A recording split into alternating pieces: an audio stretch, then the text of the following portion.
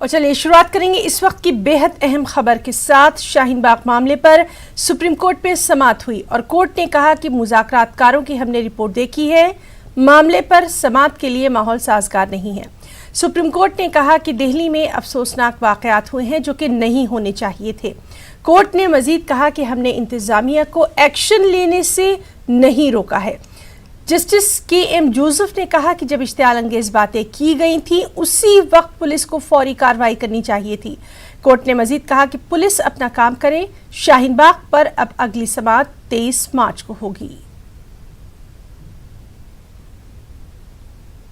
Petition देखिए, हमने 2 petitions file की थी। एक तो इंटरवेंशन की, वो अभी अलाइव है, उसके लिए हम हियरिंग पे जाएंगे जब 23 तारीख की डेट फिक्स हुई है मार्च में। लेकिन जो महत्वपूर्ण कार्य आज सुप्रीम कोर्ट में हुआ है, तुषार मेहता साहब जो सॉलिसिटर जनरल साहब हैं, हमारे देश के सबसे बड़े जो लॉ ऑफिसर होते हैं, दूसरे नंबर के लॉ ऑफिसर हैं, उनको आज जो कोर्ट ने टिप्पणियां की हैं वो बहुत महत्वपूर्ण है। उन्होंने जो जजेस ने ये कहा है आज माननीय उच्चतम न्यायालय ने कि प्रकाश सिंह की जजमेंट जो है वो आप लोग इम्प्लीमेंट नहीं कर रहे हैं और सारी बुनियादी जड़ जो है, ये जो आज अनफॉर्चुनेट इंसिडेंट्स हो रहे हैं इस वक्त दिल्ली में, उसकी जड़ यह है कि पुलिस जो है इंडिपेंडेंटली काम नहीं कर पा रही है, दबाव में काम कर रही है। और अगर वो इंडिपेंडेंटली काम करेगी बिना किसी अपने राजनीतिक आका से पूछे, इस प्रकार की टिप्पणियां की हैं, तो ये सब प्रॉब्लम्स नहीं होंगी। तो बुनियादी जड़ ये है इस बात की कि पुलिस के ऑफिसर्स जो हैं संविधान के लिए जो संविधान की जिन्होंने शपथ ली है वो संविधान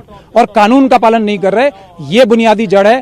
तो ये बहुत ही अच्छी टिप्पणी है, मैं समझता हूं संविधान के लिए, बाबा साहब डॉक्टर भीमराव अंबेडकर के लिए ये एक बहुत ही महत्वपूर्ण टिप्पणी है कि अब वो सारे पुलिस ऑफिसर जान लें कि संविधान से निकल के जो कार्य किए हैं उन्होंने, जो कपिल मिश्रा साहब और दूसरे लोगों के साथ जो दंगाई थे आरएसएस के और दूसरे लोगों के साथ जो उन्होंने मिलकर, और उसकी वीडियो रिकॉर्डिंग सब जगह मौजूद है, सबूत मौजूद हैं, उनको सबके ऊपर 302 के मुकदमे चलाए जाएंगे, उनके सबके ऊपर एफआईआर दर्ज कराई जाएंगी। और उसी के लिए कोर्ट ने अभी अब हाई कोर्ट भेजा है। जो दूसरी पिटीशन थी हमारी, जो एफआईआर दर्ज करने की थी कि पुलिस के खिलाफ और प्रशासन के जो लोग जो दंगाइयों के साथ मिलकर हरकतें कर रहे हैं और दंगाइयों के खिलाफ, खासतौर पर कपिल मिश्रा साहब के खिलाफ।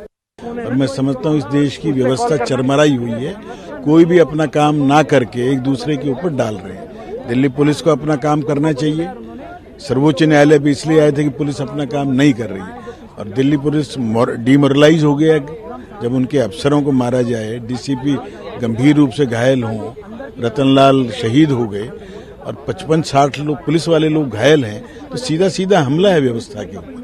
और इस हमले के ऊपर आज हमारे सर्वोच्च न्यायालय के न्यायाधीश भी ठंडा होने देने की बात कर रहे हैं। हम पूरे देश के लिए कम्प्रीहेंसिव गाइडलाइंस की मांग कर रहे हैं कि पूरे देश में कहीं भी प्रदर्शन धरने हों, उनके एक सिस्टम बनना चाहिए, एक परमिशन से हों, डेजिग्नेटेड स्थान पर हों। ये तो घटना, ये तो जाफराबाद वगैरह एक अलग इशू है। मेरा इशू बड़ा इशू था कि पूरे देश के अंदर कोई भी व्यवस्था के खिलाफ बोलना चाहे तो बोलने का हक है, परंतु उसको ये हक नहीं है कि वो मेरा अधिकार भी छीने। एक बेसिक बात ये है कि एक का अधिकार दूसरे के कर्तव्य से जुड़ा हुआ। ने भी जो पिटीशन के थे वो पिटीशन को डिस्पोज ऑफ करते हुए बोला कि ये राइट फोरम नहीं है। दूसरी बात सुप्रीम कोर्ट ने बोला कि आज टेम्परेचर बढ़ा हुआ है, शहर में जो है अव्यवस्था है और जो रीजन है कि पब्लिक प्लेस पर जो है वो हड़ताल होना चाहिए, प्रोटेस्ट होना चाहिए, ये बाद में डिसाइड किया जाएगा। और कोर्ट ने 23 मार्च के लिए जो है ये डेट दे दिया गया है और इस बीच में डायरेक्शन दिया है कि आप लोग जो है अगर आपसी सहमति से जो है अगर काम कर सकते हैं, हटा सकते हैं प्रेयर को, तो बड़ा अच्छा होगा।